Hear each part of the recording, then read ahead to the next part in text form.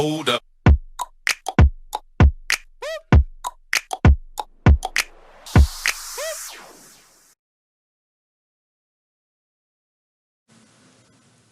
Hi, I'll be teaching the floating glass sphere and a landscape effect. Before we start, I apologize in advance if you hear any screaming from any of my siblings.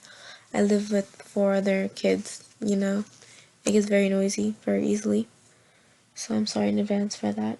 Anyways, let's start off. So I'm starting off with the landscape photo.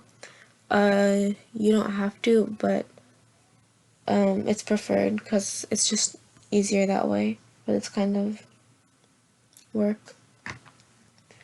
So first we'll go to the view menu and make sure that rulers and snap are selected. Once that is selected, you grab a horizontal and vertical guideline and drag them to the center of the image.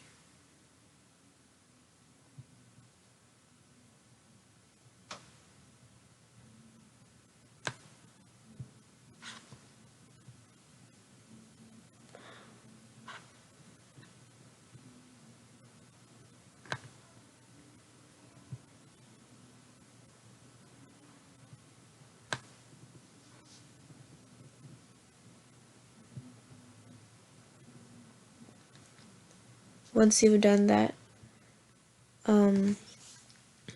create a new layer.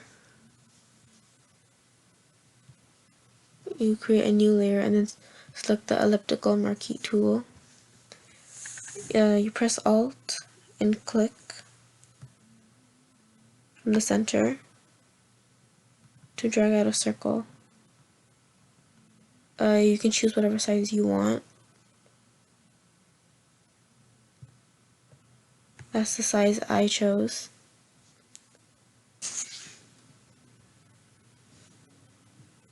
Then you press Alt and backspace to create that black hole right there.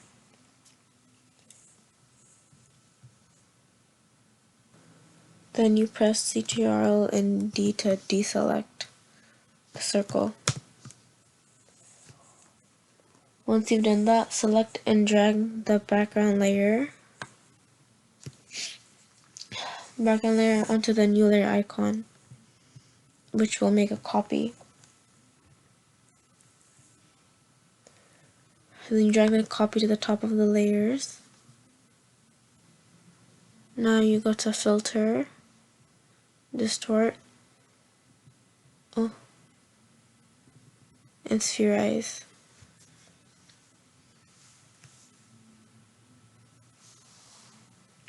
You change the amount to 100. Mine was at 100, so I'll leave it at that. Okay. As you see, that's a really big sphere. To change that, we'll press Ctrl T. Does that work? There you go. And now we change this to match the black hole that you see right there.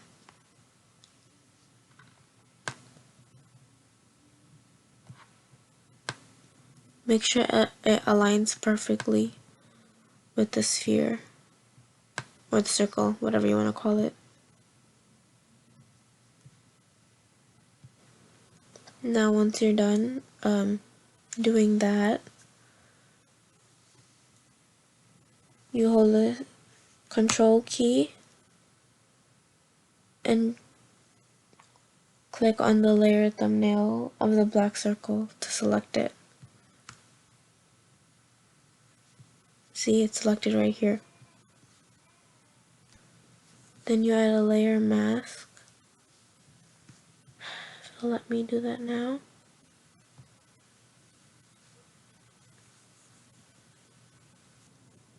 So like I said, add layer mask, and that will take away the corner of the sphere right here.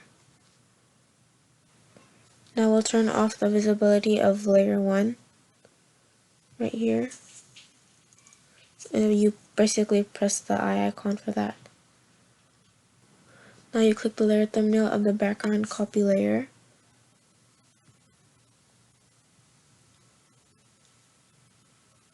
And make sure that you still have the black, the circle selected as well.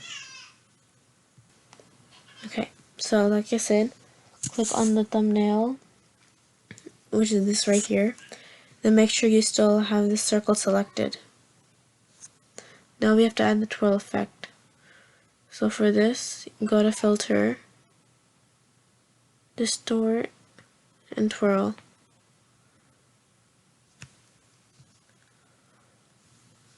Okay. Change the angle to 50. As you can see, it twirled the image a little bit, which is what we're going for this project. Now, click OK, go back to filter, and twirl. Ooh, that's too much. My bad, there you go. Don't go back and go on twirl and filter. That was my bad. My bad, I'm sorry. If you wanted to, you could have went back to filter and twirl. I'm not gonna do that because that changes that twirls the image too much. But to check how twirled you want it to be, you press the control and the semicolon to take away the guidelines so you can see the image more clearly. And then you click that again to bring them back. Now add a new layer. It'll let me. Thank you. Add a new layer and select brush tool.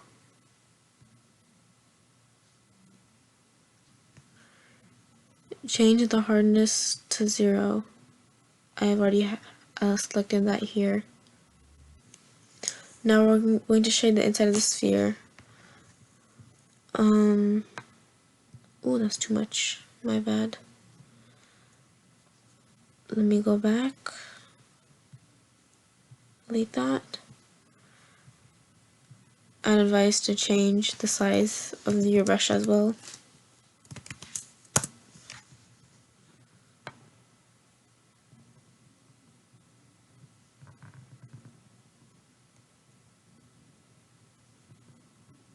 There you go.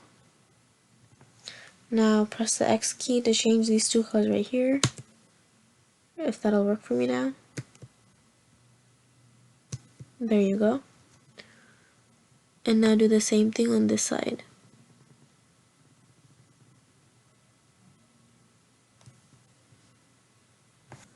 Okay, now change the blending mode of this layer to soft light.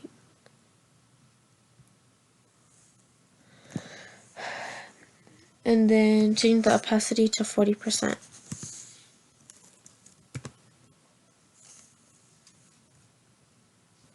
Now double click the main sphere layer.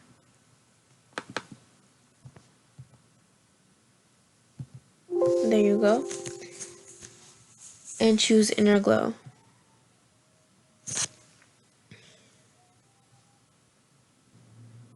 Now change the settings to white. For me, it's already selected here, so I need to change that. And then change the blending mode to overlay.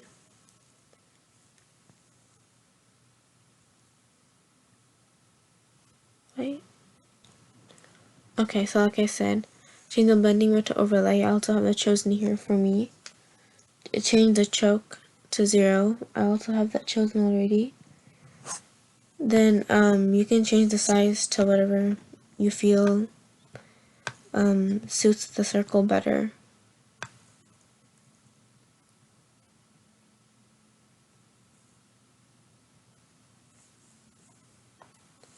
You would want to choose something that smoothly fades into the sphere, because we don't want to make this look very unnatural, more than it already is.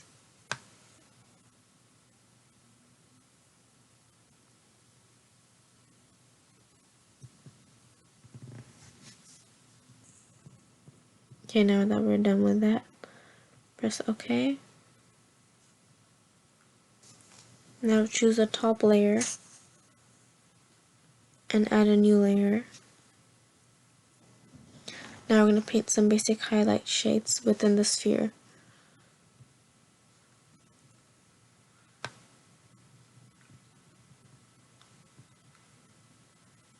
Ooh, too much. Let's go back with that. It's okay if you go back and do this a few times, because this took me a while as well on my first try, so don't worry. Now change the blending mode to overlay.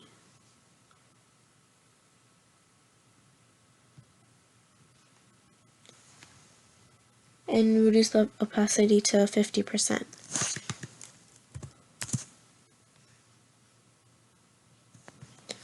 Now add another layer. Did I just add? Okay. Add another layer. Press X to change the two colors here to switch them up. Now let me change this to make it a bigger brush.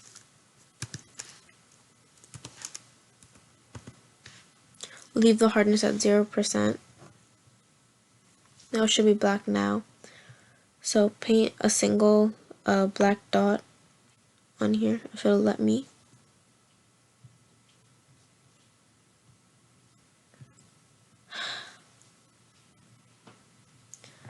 My bad, I think I forgot to deselect this. There you go.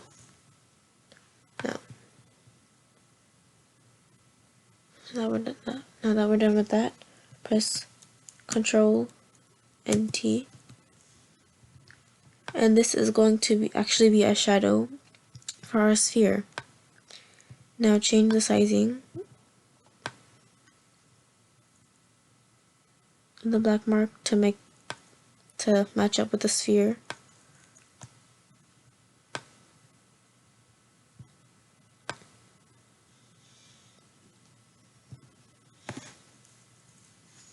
You can hit Control and the semicolon again to see how it looks and if you think it looks right or not. I think I'll work on that a bit.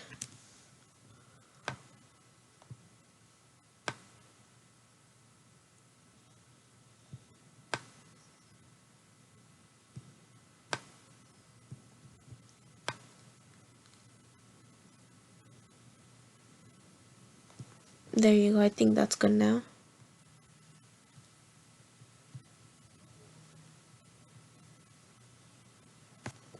Now this here will make the sphere look like it's floating in the air, which I think is pretty cool.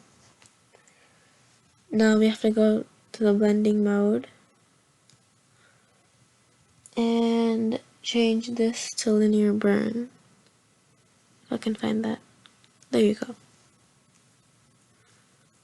And change the fill to, let me check, I believe that is, yeah, you can change the fill to how much ever you would like, actually.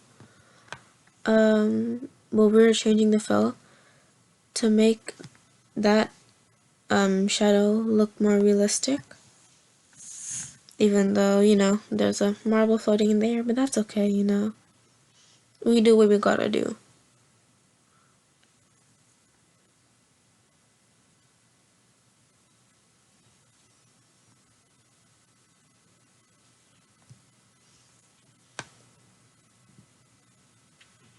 And like I said earlier, it's okay if you mess up or if it takes you a while to adjust, because I know it took me a while to adjust, definitely, for sure. And now we're done. I'm sorry, I have made a few mistakes during this tutorial, but I'm learning, you're learning, and I hope that you can learn something good from this. And don't forget, never forget to save this, because you don't want to do all this work and forget to save it. Believe me, I've done that before. I've been so angry. Anyways, this is the end. I hope this tutorial will help you out, and bye. In case you don't know how to save though, right before I go, File, Save As. I'll save this as Final Project. And then you can save the file type as a photo. There's so many things you can save it as: Photoshop or JPEG. I usually save it as Photoshop or JPEG. I'll leave it as Photoshop for now. Okay, and there you go. Now we're all done. I know this tutorial is a bit long and Like I said earlier, there were a few mistakes. I apologize for that, and you might have heard some yelling in the back as well. But I hope this helped out, and yeah, bye.